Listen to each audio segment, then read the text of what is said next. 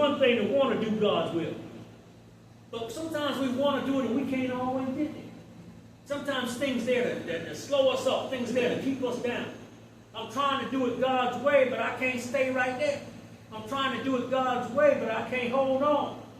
Well, you know, you got to ask yourself, what's keeping me from doing God's will?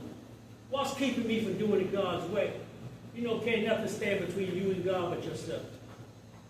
Nothing can stand between you and God but the individual themselves. What do you mean by that? What do you mean not only the individual can stand between God? Because God gives us his word. He said, this is my word. This is how I want you to live, and it's up to you to follow. He said, if you need some help, he said, ask me. He said, ask me and I'll be right there for you. He'll bring you through. You know, when we think about doing God's will, you say, is it that hard? Is it what we want to do? You know, when you got a made-up mind, you got a made-up mind to live for Jesus, you do what you got to do to do it. I remember years ago, me and Bishop David Solomon Johnson and my family was in the truck and we was riding. And we stopped by the Walmart and we went into Walmart. And I think I got a case of Diet Soda.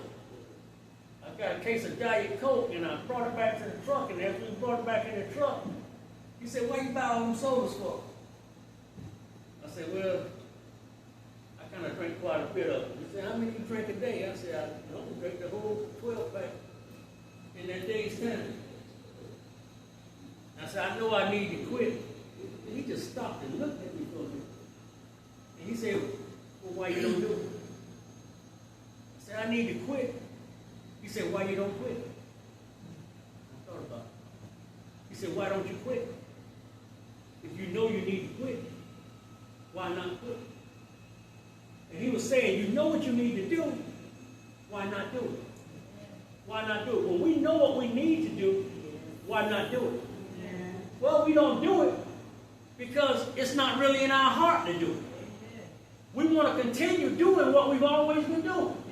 And why do we want to continue doing what we've always been doing? Because it feels good to us, because we like it. But because we like it, that doesn't mean it's going to please God. God doesn't look at us for what we like. He doesn't look at us for what we feel. God looks at us for what's right. He said, you got to do right. You got to walk right. You got to talk right. You got to live right. God says, I got a statue. I got a thin line. It's laid out for you. And you got to follow that line. But if you choose not to follow that line, I can't offer you the same thing that I'm going to offer someone that's sold out. I can't offer you the same thing that that's going to give somebody that's got a